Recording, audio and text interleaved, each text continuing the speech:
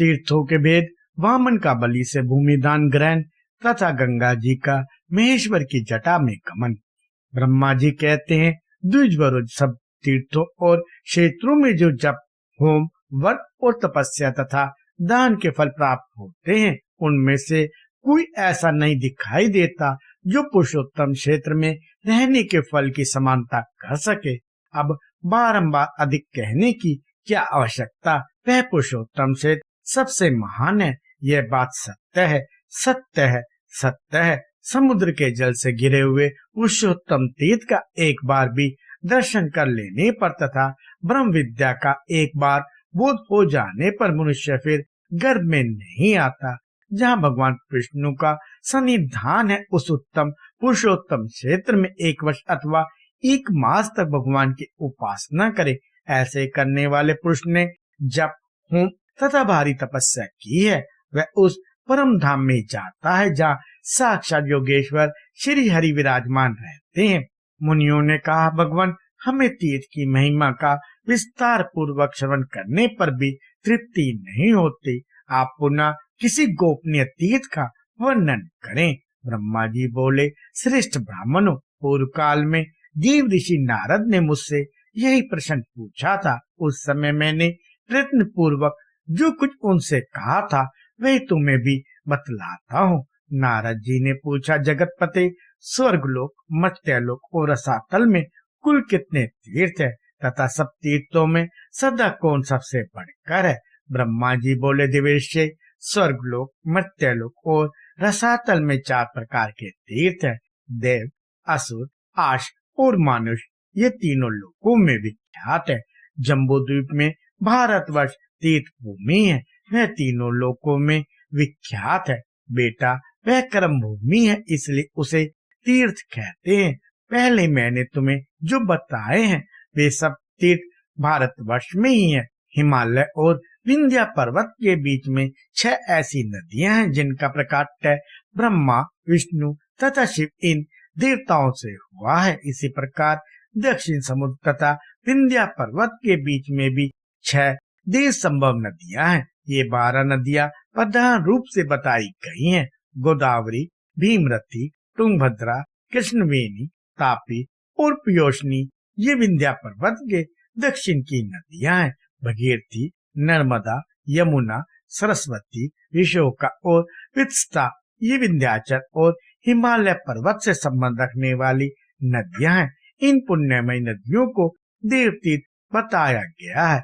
गै, कोलासुर, वृत, त्रिपुर, अंधक, हैमूर्ता, लवन, नमोची, शिंगक, यम, पताल केतु, मैं तथा पुष्कर इनके द्वारा आवृत्त आसुर कहलाते हैं। प्रभास, भार्गव, अगस्ती, नर नारायण, वशिष्ठ, भरद्वाज, गौतम और कश्यप इन ऋषि मुनियों द्वारा सेवित तीर्थ ऋषि तीर्थ है।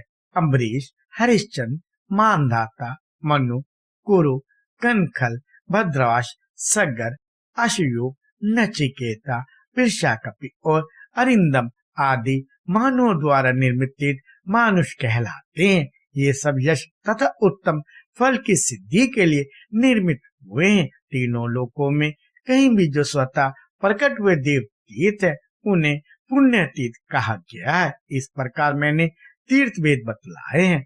महादैत्य राजा बलि देवताओं के अजय शत्रु हुए। उन्होंने धन, यश, प्रजा पालन, गुरु भक्ति, सत्य भाषण, बल, पराक्रम, त्याग और क्षमा के द्वारा वह सम्मान प्राप्त किया जिसके तीनों लोकों में कहीं उपमा नहीं है। उनकी बढ़ती हुई समृद्धि देखकर देवताओं को बड़ी चिंता हुई। वे आपस में सलाह करने लगे कि हम बलि को कैसे जीते। राजा बलि के शासन में तीनों लोग निष्कंटक थे। कहीं पर आदि व्याधि अथवा शत्रुओं की बाधा नहीं थी। अनावृष्टि और अधर्म का तो नाम भी नहीं था। स्वप्न में भी किसी को दुष्ट पुरुष का दर्शन नहीं होता था। देवताओं को उसकी उन्नति बाण की तरह छुपती थी। बलि की कीर्ति रूपी तलवार से वे टुकड़े टुकड़े हुए जाते थे तथा उनके शासन रूपी शक्ति से देवताओं के समस्त अंग विदन हो रहे थे, अतः उन्हें कभी शांति नहीं मिलती थी। देवता उनसे द्वेष करने लगे, उनके यश रूपी अग्नि से जलने लगे। अतः वे व्याकुल होकर भगवान विष्णु की शरण में गए। देवता बोले, शंख चक्र और गदा धारण करने वाले जगन्नाथ, हम पीड़ित हैं, हमारी सत्ता छिन गई है। आप हमारी रक्षा के लिए अस्त्र शस्त्र धारण करते हैं। आप जैसे स्वामी के होते हुए हम पर ऐसा दुख आ पड़ा है। हमारी जो वाणी आपको प्रणाम करती थी, वही एक दैत्य को कैसे नमस्कार करेगी। सुरेश्वर, आपके ऐश्वर्य से पुष्ट हो अपने ही पराक्रम से तीनों लोकों को जीतकर हम स्थिर होंगे। दैत्य को कैसे नमस्कार करें। देवताओं का यह वचन सुनकर दैत्यों का संहार करने वाले भगवान ने देव कार्य की सिद्धि के लिए इस प्रकार कहा। श्री भगवान बोले, देवताओं, बलि मेरा भक्त है, उसे देवता और असुर कोई भी नहीं मार सकते। जैसे तुम लोग मेरे द्वारा पालन पोषण के योग्य हो, वैसे बलि भी है। मैं बिना युद्ध के ही स्वर्ग से बलि का राज्य छीन लूंगा और बलि को बांधकर तुम्हारा राज्य तुम्हें लौटा दूंगा। ब्रह्मा जी कहते, बहुत अच्छा कहकर देवता स्वर्ग में चले गए। इधर देवताओं के स्वामी भगवान विष्णु ने अदिति के गर्भ में प्रवेश किया। उनके जन्म के समय अनेक प्रकार के उत्सव होने लगे। यज्ञेश्वर यज्ञपुरुष स्वयं ही वामन रूप में अवतीर्ण हुए। इसी समय बलवानों में श्रेष्ठ बलि ने अश्वमेध यज्ञ की दीक्षा ली। प्रधान ऋषि तथा वेद वेदांगों के ज्ञाता पुरोहित शुक्राचार्य ने उस यज्ञ का आरंभ कराया। स्वयं शुक्री यज्ञ के आचार्य थे।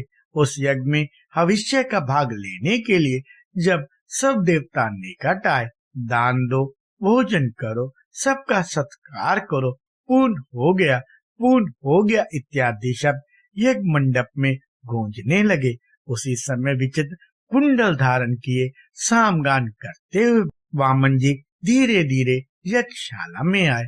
आने पर वे यज्ञ की प्रशंसा करने लगे। शुक्राचार्य ने उन्हें देखते ही समझ लिया कि ये ब्राह्मण रूपधारी वामन देवता वास्तव में दैत्यों के विनाशक यज्ञ और तपस्या के फल देने वाले और राक्षस कुल का संहार करने वाले साक्षात विष्णु हैं। बलवानों में श्रेष्ठ महातेजस्वी राजा बलि क्षत्रिय धर्म के अनुसार विजयी होकर भक्ति पूर्वक धन का दान करते हुए अपनी पत्नी के साथ यज्ञ की दीक्षा लेकर बैठे थे और भविष्य का हवन करते हुए यज्ञ पुरुष का ध्यान कर रहे थे। शुक्राचार्य जी ने वामन को पहचान कर तुरंत ही राजा बलि से कहा, राजन, ये जो बोने शरीर वाले ब्राह्मण तुम्हारे यज्ञ में आए हैं, वे वास्तव में ब्राह्मण नहीं, यज्ञवान यज्ञेश्वर विष्णु हैं। प्रभु, इनमें तनिक संदेह नहीं है कि वे देवताओं का हित करने के लिए बालक रूप धारण कर तुमसे कुछ याचना करने आए हैं। अतः पहले मुझसे सलाह लेकर पीछे इन्हें कुछ देना चाहिए। यह सुनकर शत्रु विजय बलि ने अपने पुरोहित शुक्राचार्य से कहा, मैं धन्य हूँ जिसके घर पर साक्षात यज्ञेश्वर मूर्तिमान होकर पधारते और कुछ याचना करते हैं। अब इसमें सलाह लेने के योग्य कौन सी बात रह जाती है। यूं कहकर पत्नी और पुरोहित शुक्राचार्य के साथ राजा बलि उस स्थान पर आए जहाँ अदिति नंदन वामन जी विराजमान थे। राजा ने हाथ जोड़कर पूछा, भगवान बताइए आप क्या चाहते हैं। तब वामन जी ने कहा, महाराज, केवल 3 पग भूमि दे दीजिए और किसी धन की मुझे आवश्यकता नहीं है। बहुत अच्छा कहकर राजा बलि ने रत्न जड़ित कलश से जल लिया और वामन जी को भूमि संकल्प करके दे दी। सभी महर्षि और शुक्राचार्य चुपचाप देखते रहे। वामन जी ने धीरे से कहा, राजन, स्वस्ति, आप सुखी रहें, मुझे मेरी नापी हुई 3 पग भूमि दे दीजिए। बलि ने तथास्तु कहकर जो ही वामन जी की ओर देखा, वे विराट रूप हो गए। चंद्रमा और सूर्य उनकी छाती के सामने आ गए। उन्हें इस रूप में देखकर स्त्री सहित दैत्यराज बलि ने विनय पूर्वक कहा, जगन में विष्णु, आप अपनी शक्ति भर पैर बढ़ाइए। विष्णु बोले, दैत्यराज, देखो मैं पैर बढ़ाता हूँ। बलि ने कहा, बढ़ाइए, अवश्य बढ़ाइए। तब भगवान ने पृथ्वी के नीचे स्थित कश्यप की पीठ पर पैर रखकर पहला पग बलि के यज्ञ में रखा, किंतु उनका दूसरा पग ब्रह्मलोक तक जा पहुंचा। उस समय उन्होंने बलि से कहा, दैत्यराज, मेरा तीसरा पग रखने के लिए तो स्थान ही नहीं है, कहाँ रखूं, स्थान दो। यह सुनकर बलि ने हंसते हुए कहा, जगन में देवेश्वर, आपने ही तो जगत की सृष्टि की है, मैं तो इसका सृष्टा नहीं हूँ। यदि यह छोटा सा थोड़ा हो गया तो इसमें आपका ही दोष है, मैं क्या करूं केशव। फिर भी मैं कभी असत्य नहीं बोलता, अतः मेरे सत्य की रक्षा करते हुए आप अपना तीसरा पग मेरी पीठ पर ही रखिए। बलि का यह वचन सुनकर वे त्रैरूप देव पूजित भगवान प्रसन्न होकर बोले, दैत्यराज, मैं तुम्हारी भक्ति से बहुत प्रसन्न हूँ, तुम्हारा कल्याण हो, कोई वर मांगो। तब बलि ने जगत के स्वामी भगवान त्रिविक्रम से कहा, अब मैं आपसे याचना नहीं करूंगा। तब भगवान ने स्वयं प्रसन्न होकर उन्हें मनोवांछित वर दिया।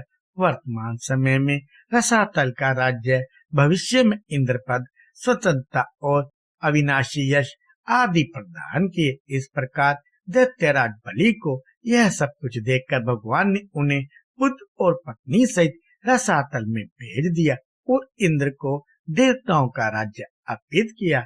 इसी बीच में उनका जो दूसरा पग मेरे लोक में पहुंचा था, उसे देखकर मैंने सोचा, यह मेरे जन्मदाता भगवान विष्णु का चरण है, जो सौभाग्यवश मेरे घर पर आ पहुंचा है। इसके लिए मैं क्या करूं जिससे मेरा कल्याण हो। मेरे पास जो यह श्रेष्ठ कमंडलू है, इसमें भगवान शंकर का दिया हुआ पवित्र जल है। यह जल उत्तम, वरदायक, शांति कारक, शुभद, भोग और मोक्ष का दाता, विश्व के लिए मातृरूप, अमृतमय, पवित्र, औषध, पावन, पूज्य, ज्येष्ठ, श्रेष्ठ, गुणमय तथा स्मरण मात्र से लोगों को पवित्र करने वाला है। यह जल मैं अपने पिता को आद्य रूप से अर्पित करूंगा।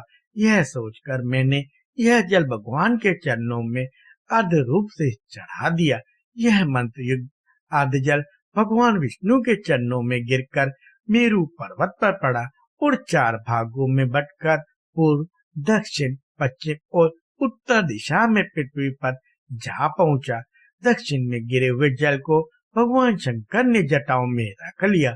पश्चिम में जो जल गिरा वह फिर मेरे कमंडलू में ही चला आया। उत्तर में गिरे हुए जल को भगवान विष्णु ने ग्रहण किया तथा पूर्व में जो जल गिरा उसे देवताओं, पितरों और लोकपालों ने ग्रहण किया। अतः वह जल अत्यंत श्रेष्ठ कहा जाता है। भगवान विष्णु के चरणों से निकलकर दक्षिण दिशा में गया हुआ जल, जो भगवान शंकर की जटा में स्थित हुआ, पर्व के समय शुभोदय करने वाला है। उसके प्रभाव का स्मरण करने से समस्त अभिलषित वस्तु की प्राप्ति होती है। कृपया लाइक, शेयर और सब्सक्राइब करें।